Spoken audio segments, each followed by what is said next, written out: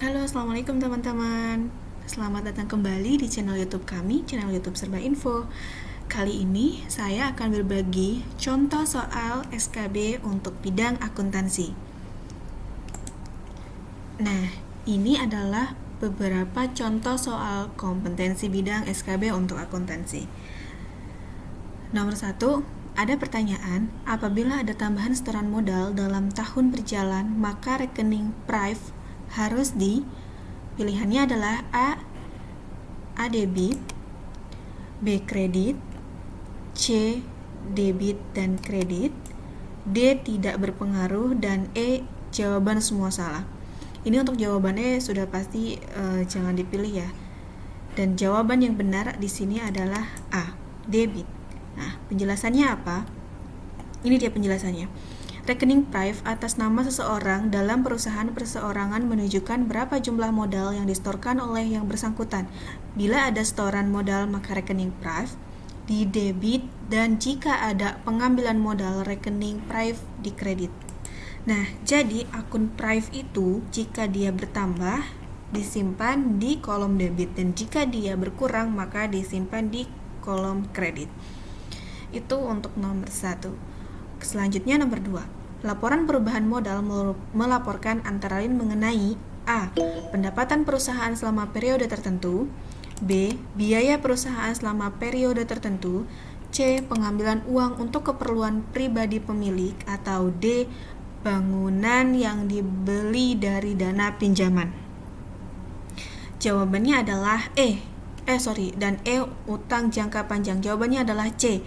Penjelasannya adalah laporan perubahan modal menyajikan informasi mengenai modal awal, setoran pemilik, laba atau rugi tahun berjalan, dan pengambilan uang untuk keperluan pribadi oleh pemilik atau prive. Nah, jadi pada laporan perubahan modal itu ada beberapa bagian, yaitu yang pertama adalah modal awal berapa, kemudian ada setoran pemilik. Di sini adalah ketika ada penambahan modal dan sebagainya, setoran pemilik, kemudian ditambah atau dikurangi dengan laba atau rugi. Jadi artinya kalau ada laba berarti itu ditambah laba, kalau ada rugi dikurangi rugi. Dan kemudian pengambilan uang untuk keperluan pribadi atau prive. Jadi kalau ada pengambilan uang untuk pemilik modal atau prive itu dikurangin juga. Nah, itu nanti hasilnya adalah di bawah adalah modal akhir atau perubahan modal.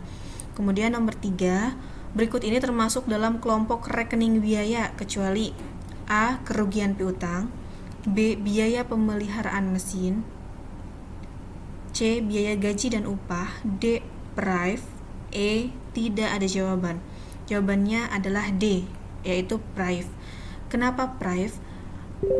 Karena prive merupakan rekening yang berkaitan dengan transaksi pribadi pemilik perusahaan. Oleh karena itu tidak dapat dikelompokkan atau bukan merupakan biaya perusahaan.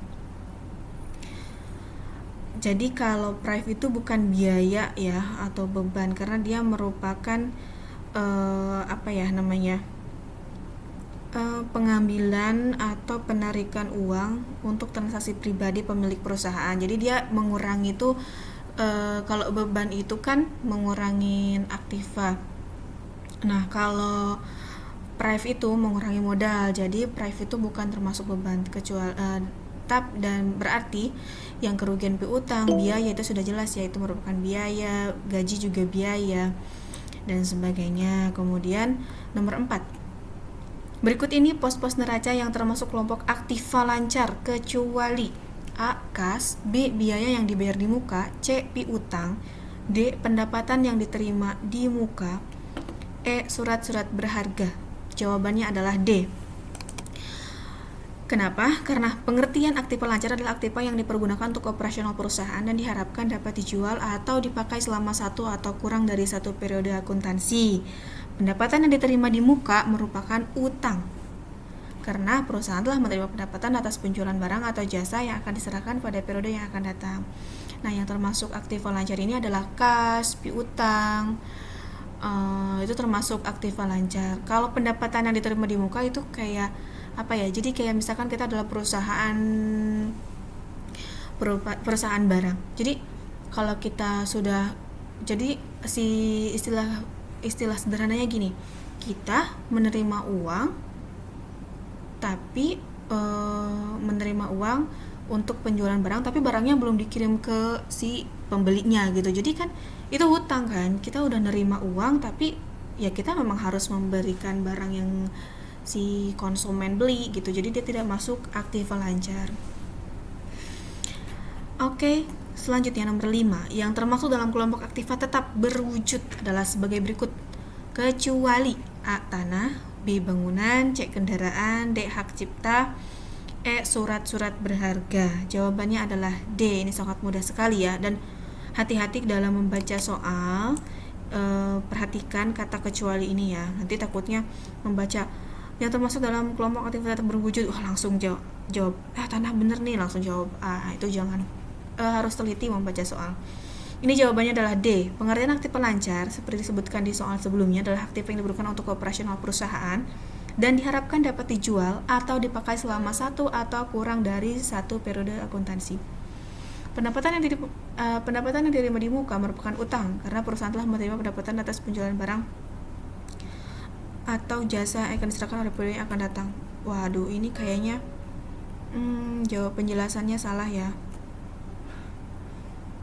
Penjelasannya salah, bukan yang ini. Oh ini, sorry sebentar ya. Ini nomor 6 yang termasuk, ini sebentar. Nah ini baru nih, yang ini, sorry ya. Yang termasuk dalam kelompok aktiva tetap berwujud. Jawabannya adalah D. Pengertian aktiva tetap berwujud adalah aktiva tetap yang mempunyai wujud fisik, mempunyai manfaat ekonomis lebih dari 1 tahun dan digunakan dalam operasi perusahaan, bukan untuk dijual kembali.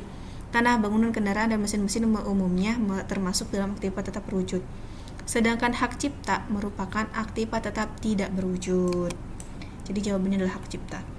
Nomor 7, surat saham yang dibeli perusahaan tidak dimaksudkan untuk dijual kembali, melainkan dimaksudkan untuk memperoleh pendapatan tetap berupa dividen dicatat dalam rekening. A. Surat berharga, B. Investasi sementara, C. Investasi jangka panjang, D. Modal saham, atau E. Laba yang ditahan.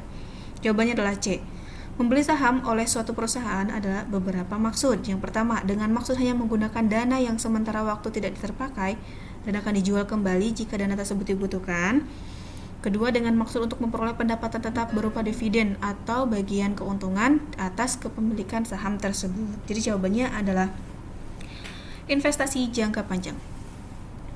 Nomor selanjutnya, jika pembelian saham tersebut untuk maksud yang pertama, maka pembelian saham tersebut dicatat dalam rekening investasi sementara. Sedangkan jika untuk dimaksud yang kedua, pembelian saham tersebut dicatat dalam rekening investasi jangka panjang.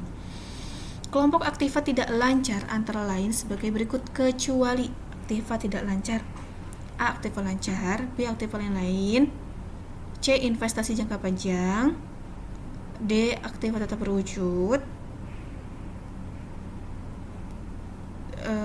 E. Aktiva tetap tak berwujud. Pertanyaannya kelompok aktiva tidak lancar. Aktiva tidak lancar, udah pasti A jawabannya. Ini kan udah jelas ya. Jawabannya adalah A.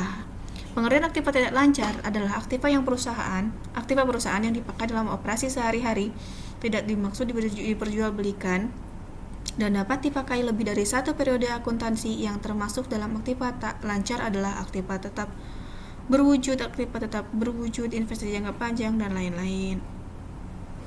Nomor selanjutnya, berikut ini adalah pos-pos laporan laba rugi yang termasuk kelompok biaya, kecuali biaya depresiasi, betul, biaya listrik, betul, biaya supplies kantor, betul, gaji karyawan, betul, biaya sewa yang masih harus dibayar. Jawabannya. Kenapa? Karena biaya sewa ini merupakan hutang.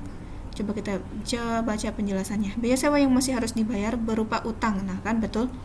Karena yang ini udah jelas-jelas yang masih harus dibayar, berarti kan belum dibayar, berarti ini masih termasuknya adalah hutang. Itu berarti biaya sewa yang utang atas sewa yang belum dibayar pada periode ini dan akan dibayar pada periode yang akan datang, sehingga biaya sewa yang masih harus dibayar bukan merupakan kelompok biaya. Oke. Lanjut nomor 10. Dividen yang dibayarkan kepada pemegang saham akan dilaporkan kepada A. ikhtisar transaksi, B. laporan dividen, C. laporan modal saham, laporan laba yang ditahan, E. laporan laba rugi. Jawabannya adalah D. laporan laba yang ditahan. Dividen yang dibayarkan kepada pemegang saham akan dilaporkan pada laporan laba ditahan. Maaf, jawabannya adalah D. Pembahasannya adalah pembayaran dividen dilaporkan dalam laporan laba yang ditahan bersama-sama dengan informasi mengenai modal awal, laba atau rugi tahun berjalan. Itu penjelasannya untuk ke nomor 10. Oke.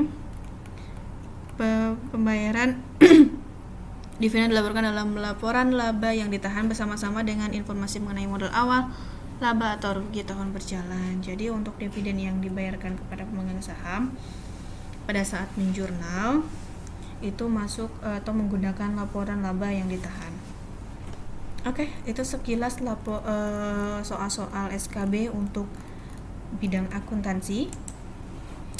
Di video selanjutnya nanti saya akan coba berbagi lagi untuk untuk contoh-contoh soal untuk SKB ini untuk SKB bidang akuntansi. Nanti di video selanjutnya saya akan coba memberikan referensi untuk teman-teman, contoh-contoh soal seleksi SKB di bidang yang lainnya. Untuk yang akuntansi ada 10 soal ini, teman-teman bisa jadikan referensi, teman-teman baca-baca. Sedikit banyak mudah-mudahan bermanfaat untuk teman-teman yang masih nunggu jadwal SKB tahun 2020 ini. Semoga COVID-19 ini cepat berlalu ya, biar teman-teman yang masih nunggu jadwal SKB 2020 bisa cepat dapat jadwalnya, terus bisa menjalankan SKB, terus biar bisa lebih cepat tahu yang masih menanti biar cepat selesai penantiannya. Oke teman-teman, itu aja, silakan disimak videonya. Ada 10 soal contoh untuk soal kompetensi bidang akuntansi. Nextnya nanti saya coba share ke teman-teman cara bikin buku besar. Wah, masih banyak banget deh yang nanti akan saya coba share ke teman-teman. Buku besar, jurnal, laporan perubahan modal. Ini untuk dasarnya ya, kayak untuk persamaan dasar akuntansi. Ini teori-teori dasar mengenai akuntansi, ada 10 soal mengenai, di sini juga ada dibahas mengenai, tadi pertama itu mengenai prive, terus nomor 2 perubahan modal, biaya, terus aktiva lancar, aktiva tetap berwujud, aktiva tetap tidak berwujud. Akuntansi itu kalau misalkan dijabarkan per kategori itu sangat luas sekali. Tapi saya akan coba share ke teman-teman sesuai dengan urutannya dari yang dasar sampai nanti ke laporan-laporan akuntansi. Oke teman-teman, itu aja video saya kali ini. Mudah-mudahan bisa memberikan manfaat untuk teman-teman, sedikit banyak bisa memberikan referensi untuk teman-teman. Kalau ada saran boleh komen di kolom bawah ya, video apa kira-kira yang pengen teman-teman lihat dari channel YouTube kami ini. Jangan lupa yang masih nunggu jadwal tetap berdoa, berusaha dan mempersiapkan untuk nanti tes SKB ya. Oke, sampai jumpa di video selanjutnya. Jangan lupa like, comment, and subscribe channel YouTube kami Serba Info agar kami semangat untuk membuat video-video bermanfaat lainnya untuk teman-teman, terutama untuk teman-teman yang masih nunggu jadwal SKB 2020. Sampai jumpa. Assalamualaikum.